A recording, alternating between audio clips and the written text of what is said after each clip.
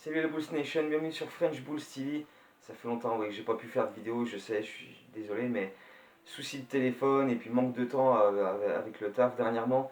Je pense que ça va être ma résolution pour 2020, c'est essayer d'être là plus souvent, faire un petit peu plus de vidéos plus régulièrement, pas genre toutes les 2 semaines, etc. Parce que faut revenir sur plein de trucs en même temps et c'est un peu emmerdant. Donc ouais, je vais essayer, promis, je vais essayer. Je dis pas que ça va le faire, mais je vais essayer d'être là plus souvent, plus régulièrement pour les vidéos, parce que c'est quand même plus pratique de parler de revenir en détail sur un ou deux trucs que voilà, parler de 10 choses en même temps. Donc du coup, depuis la dernière vidéo, énormément de choses qui se sont passées, hein, forcément, mais voilà, ça va être trop long de revenir sur tout, donc je vais essayer de condenser un peu, et je vais revenir principalement sur le road trip qu'on vient de terminer à Orlando. Donc un road trip de 4 matchs à Oklahoma, à Washington, à Détroit et Orlando. 4 matchs, 2 victoires, 2 défaites, mais 4 matchs voilà, où ça s'est souvent joué là ou les dernières possessions, avec des fortunes diverses et des scénarios très, très divers aussi. À OKC pour le premier match, première mi-temps fantastique, je crois qu'on met 62 points, on a explosé OKC sur la première mi-temps, ils n'arrivaient pas à faire quoi que ce soit, on les a franchement démontés au rebond en défense, on allait beaucoup plus vite, on attaquait le cercle. Bref, on a été très très bon sur cette première mi-temps. Euh, 26 points d'avance, on a géré complet. Et puis la deuxième mi-temps, on a craché complètement. C'était, voilà, dès que OKC s'est mis à pousser un petit peu, on n'avait plus de réponse. On s'est remis à retomber dans nos travers, à précipiter des tirs, etc. On a très très mal géré ça. Euh, Bolen qui prend des temps morts n'importe où. Résultat, en fin de match, il n'y en avait plus. On va revenir sur ça. Donc quatrième quart-temps, Chris Paul qui profite des switches pour attirer les bigs sur lui et leur mettre des 3 points sur la tête. Je crois qu'il a mis 5-3 points dans le quatrième quart-temps. Donc du coup, OKC repasse devant, et puis nous on se met à paniquer, on fait n'importe quoi. Et puis donc on n'a plus un seul temps mort. Il y a des lancers francs pour Steven Adams. Euh, il met le premier. Et là, on décide de sortir Wendell Carter pour mettre Kobe White, parce que Jim Boylan dit on n'a plus de temps mort. Donc du coup, sur la remise en jeu, on va, comme on doit aller assez vite parce qu'il ne reste pas beaucoup de temps au chrono et qu'on doit absolument marquer, voilà, on essaie d'apporter des gars avec de la vitesse pour aller vite de l'autre côté. Ouais, seulement c'est qu'il y a encore un lancer franc pour Steven Adams et il le loupe. Et évidemment, vu qu'on n'a plus d'intérieur pour récupérer le rebond, rebond offensif, ok ici, des nouveaux lancers francs, et puis là, du coup, bah, on perd le match comme ça, connement, quoi. Enfin, on perd pas le match sur ça, parce que voilà, t'avais 26 points d'avance, ça se joue à la dernière seconde, c'est que t'as foiré avant aussi. Mais la gestion de la fin était absolument dégueulasse, franchement, c'est une horreur. Donc évidemment, Bolen en a pris pour son grade. Et puis 2 jours plus tard à Washington, et ben, par contre, là, c'était tellement mieux géré que c'est presque grâce à ces rotations qu'on est revenu dans le match et qu'on l'a gagné. Parce que on est à moins 18 points à 8 minutes de la fin. Et puis voilà, on a quand même insisté avec nos titulaires, tu vois, parce que notre banc est absolument dégueulasse. Je reviendrai sur ça après le bilan des 4 matchs du road trip. Mais bref, le banc a été dégueulasse. Et cette fois-ci, Bolen n'a pas insisté avec ça. Il a dit, bon, bah vous produisez pas, dégagez, on reste avec nos starters. Et c'est ce qui a marché. Markkanen a été très bon et c'est lui qui a initié le run pour revenir. Lavin, Satoransky, ils ont fait des très bons choix offensivement. Euh, et puis voilà, tu vois, quand tu as des temps morts à la fin du match, c'est bien de s'en servir et de faire des choses intéressantes avec. Zach Lavin obtient 3 lancers francs, il égalise, il reste genre 9 secondes. Ensuite, Bradley Beal, il temporise, il marque à 0,5 secondes de la fin. Tu te dis c'est mort. Et non, on a un temps mort, remise en jeu, on envoie la balle vers le cercle, faute sur Zach Lavine, comme quoi c'était un truc un petit peu mis en place. Lavine qui obtient des lancers francs avec 0,5 secondes, qui met les deux, on va en prolongation. En prolongation, voilà, des bons choix offensivement à la fin, avec encore une fois Lavine qui trouve Wendell Carter pour un bon lay-up, et ensuite belle défense sur la fin. Chris Dunn a été fabuleux de défense sur Bradley Beal. D'ailleurs, Chris Dunn en ce moment il marche sur l'eau, c'est fabuleux. Pareil, je reviendrai sur ça après. Donc on gagne à Washington 110-109 avec une fin de match totalement folle. Et voilà, d'un match sur l'autre, les rotations, la gestion des temps morts, etc. Et voilà, on dit les Bulls, c'est l'inconstance même, tu vois, c'est pour ça qu'on n'arrive pas à enchaîner les victoires. C'est parce que voilà, d'un match sur l'autre, tu sais pas ce qu'on va faire. On est d'une inconstance, mais c'est affolant. Et ça passe par Jim Boylen, parce que même lui, il est inconstant dans sa gestion des temps morts, des rotations. Donc du coup, ça se traduit sur. Ça se transmet dans l'équipe. Et c'est pour ça que bah, voilà, on n'arrive pas à enchaîner. Quoi. Parce que Boylen lui-même n'arrive pas à enchaîner les bons matchs en termes de coaching. Donc du coup. Ensuite, on va à Détroit. Détroit sans Griffin, sans Derrick Rose. Et pourtant, on a quand même. Voilà, on a pris le match par le bon bout, on a dominé, on était là au rebond, on les a pulvérisés au rebond, même eux avec Drummond, ils n'ont pas réussi, ils ont pris que 29 rebonds sur le match, quoi, ce qui est très peu sur 48 minutes, c'est incroyable de prendre si peu de rebonds. Et puis, on a quand même bien géré, mais dès que tu t'endors 2 minutes, boum, terminé. On a fait 2 erreurs en fin de troisième quart-temps, boum, 2 paniers à 3 points de Maurice, et puis voilà, Détroit qui revient à 4 points, je crois, pour débuter le quatrième quart-temps. Et puis ensuite, pareil, ils reviennent à égalité. Voilà. Après, on a bien géré la fin de match, on a fait les bons choix offensivement encore une fois.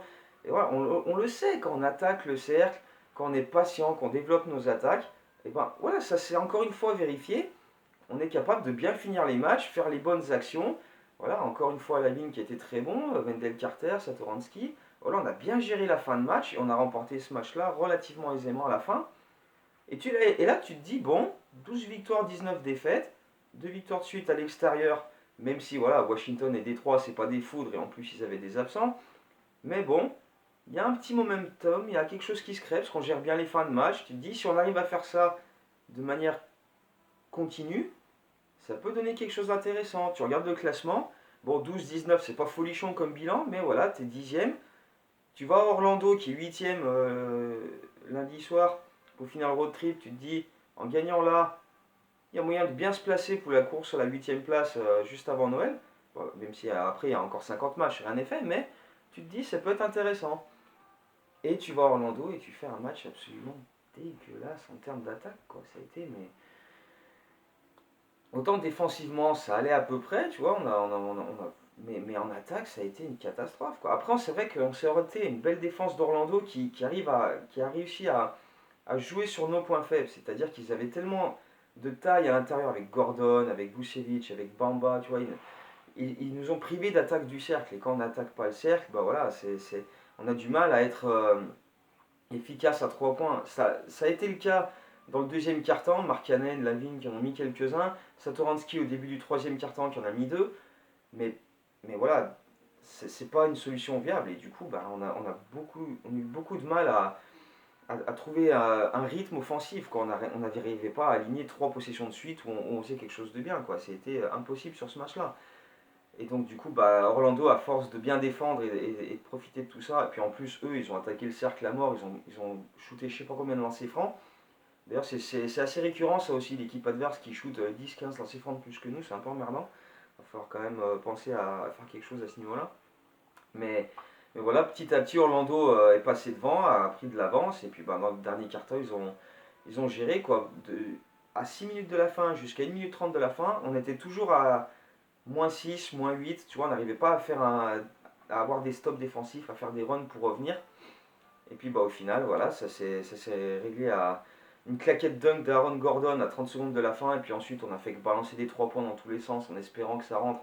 Zach Lavine à 9 mètres, parce que voilà, c'est toujours pareil, dès qu'on a quelques points de retard, on panique, on n'arrive plus à se dire attends, calme, faut qu'on attaque le cercle, c'est là qu'on va chercher nos points et provoquer des lancers. Non, allez, boum, 3 secondes sur la possession, allez, on balance du 3 points à 9 mètres et puis Ave Maria.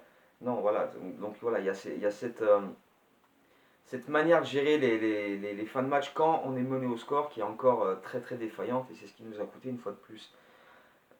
Donc voilà, bilan de 2-2 sur ce road trip, ce qui est quand même pas vilain quand même, quoi, parce qu'en plus, avec les matchs d'avant, ça fait quand même une bonne série. On a gagné 4 de nos 7 derniers matchs.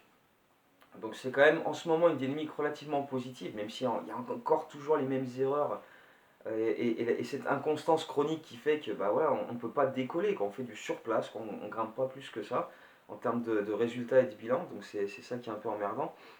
Mais il y a quand même, tu sens qu'il y a des choses qui se mettent en place, notamment avec les starters qui sont en ce moment en feu complet. Satoransky, j'adore ce qu'il fait là Sur ce road trip, lui, il a marqué des points, il a vraiment été très très bon. Chris Dunn avec sa défense, il est fabuleux en ce moment. Markkanen, Lavigne, les deux stars. Bon, Markkanen, là, le dernier match, bon, Lavigne aussi d'ailleurs. Sur le dernier match Orlando, c'était pas fameux, mais sur l'ensemble, là, depuis 2 semaines, ça tourne quand même très bien. Wendell Carter, alors là, par contre, Wendell, il est génial, mais on lui file pas une balle. Le match d'hier soir à Orlando, on lui file la balle inside dans le premier quart-temps, 3 dunks.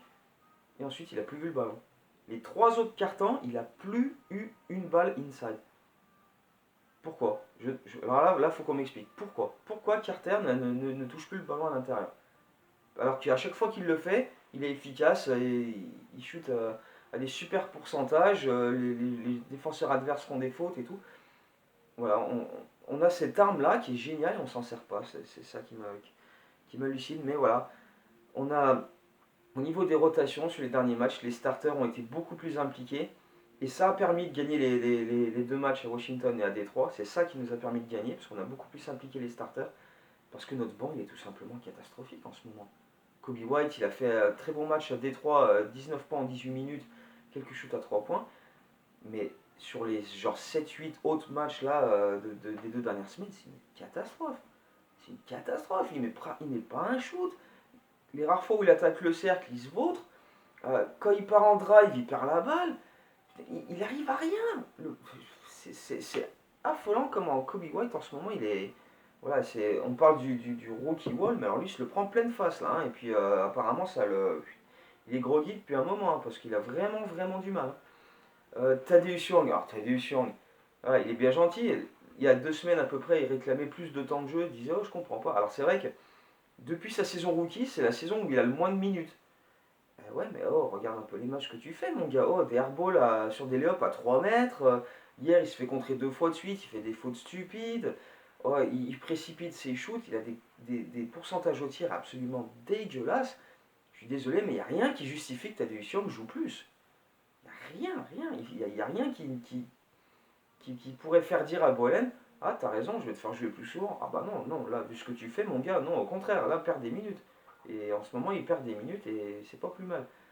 Et puis Valentine, là sur ce road trip, alors autant Satoransky ou Don, ils ont marqué des points sur ce road trip, autant Valentine, littéralement, il n'a pas marqué de points. Quoi. Ça a été une catastrophe. Hier, 5 minutes de temps de jeu, 3 shoots à 3 points, une brique dégueulasse contre le plexi, un airball, une autre brique.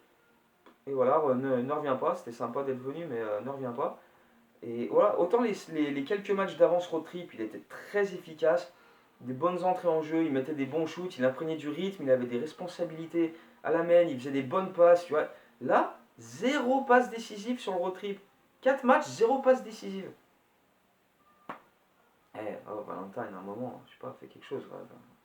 Réveille-toi, parce que là c'était quand même franchement triste. Alors voilà, il y a sur les quelques matchs d'avant, donc tu te dis, voilà, c'est un petit passage à vide, mais voilà, va falloir quand même assez vite se ressaisir, parce que là c'était quand même franchement dégueulasse. Donc voilà, quand tu as un banc comme ça, avec Young, avec White, avec Valentine qui performe pas, qui produisent rien, qui apporte rien. Archidiacono, bon, il apporte un peu de défense, mais en ce moment il met pas un shoot non plus. Il n'y a que Gafford, tu vois, mais il est vite limité par les fautes, donc du coup, bah, il peut pas jouer trop longtemps. Donc voilà, quand tu as le banc qui est comme ça, qui apporte pas grand chose, ben, tu es obligé d'attendre de tes titulaires qui soient super performants. Et quand c'est pas le cas, comme hier soir où Lavigne et Markkanen ont eu des pourcentages au tir dégueulasses et Wendell n'est pas impliqué, voilà, il n'y a que Dunn et Satoransky qui ont été très bons, bah, c'est pas suffisant pour battre une équipe comme Orlando qui a une super défense. Quoi. Donc voilà, c'est bien que tous les titulaires marchent ensemble, mais quand le banc n'est pas productif, bah, c'est pas une solution viable. Quoi. Il faut absolument qu'il y ait quelque chose qui se produise à ce niveau-là. Quoi. Je ne sais pas si c'est au niveau de voilà, dire voilà, c'est tel joueur qui va être le leader de la seconde unit. Offensivement, c'est à lui qu'on donne les ballons pour inscrire les points. Ou je sais pas comment voilà, c'est pas. J'ai pas la solution moi, mais ouais, faut que quelque chose se passe parce que là, voilà, je sais pas au retour de Porter et Hutchison pour apporter autre chose. Et d'ailleurs, quand les deux vont revenir, Hutchison apparemment il est pas trop loin de revenir, mais ça fait 2 semaines qu'on nous dit ça, il est toujours sur le banc. Porter, même quand il reviendra, moi je veux que Chris Dunn reste dans le 5, parce que là Chris Dunn, ce qu'il fait dans le 5, c'est magnifique. Donc moi je veux que ce 5 là soit notre 5, même une fois que tout le monde sera en forme et que tout le monde soit revenu et prêt à jouer, quoi. Parce que là c'est. Donc pourquoi pas, à ce moment-là, quand Porter reviendra, être le sixième homme, voilà, celui à qui tu files la balle et qui apporte les points, même si bon, c'est pas, voilà, c'est plus un joueur collectif et pas un scoreur pur, quoi. Donc bon, je suis pas même, moi, même pas sûr que ça marche comme ça. Mais enfin bref, il faut que quelque chose se passe au niveau de nos remplaçants, parce que là, sur le long terme, on va pas pouvoir continuer comme ça, quoi. Bref, voilà, bon petit tour sur ce road trip. 2-2 quand même, c'est pas vilain. Il y a des choses sur lesquelles construire, mais voilà, on est tellement inconstant que ça, du coach au joueur, on est tellement inconstant que voilà, c'est difficile de se dire, voilà, ça va décoller, ça va enchaîner. Ouais, on va espérer que la venue d'Atlanta pour notre prochain match samedi, parce qu'on ne rejoue pas avant samedi, donc on a quelques jours de repos pour souffler un peu, préparer la suite. J'espère que ça va permettre voilà, de faire les ajustements nécessaires. Et puis voilà, on reçoit Atlanta samedi, qui est le pire bilan de la ligue. Euh, enfin, de la ligue, je sais pas, mais de l'Est, ça c'est sûr. Ils sont bons derniers à l'Est avec seulement 6 victoires. Donc voilà, faut en profiter pour voilà, signer une nouvelle victoire qui serait la bienvenue pour voilà, se relancer un petit peu et continuer sur la dynamique positive des derniers matchs, même si voilà, bah, voilà, on est en dents de scie, on n'arrive pas à enchaîner, quoi. Donc on va bien voir à ce moment-là. Donc d'ici là, passez de très bonnes fêtes de Noël tous, hein, profitez bien, reposez-vous, faites comme les boules, soit reposez-vous là les 3-4 prochains jours, hein, profitez qu'il n'y ait pas trop de matchs. Et puis ben voilà, on se retrouve très prochainement, je vais essayer de faire plus de vidéos, promis, et voilà, on va analyser tout ça, suivre tout ça. Donc voilà, mettez des likes, hein, mettez des commentaires, ce que vous avez pensé du road trip, des rotations de Bolen, de notre banc dégueulasse, de nos starters qui cartonnent. Et puis bah voilà, on se retrouve très bientôt pour une prochaine vidéo. Allez, bonne fête de Noël à tous et go Bulls!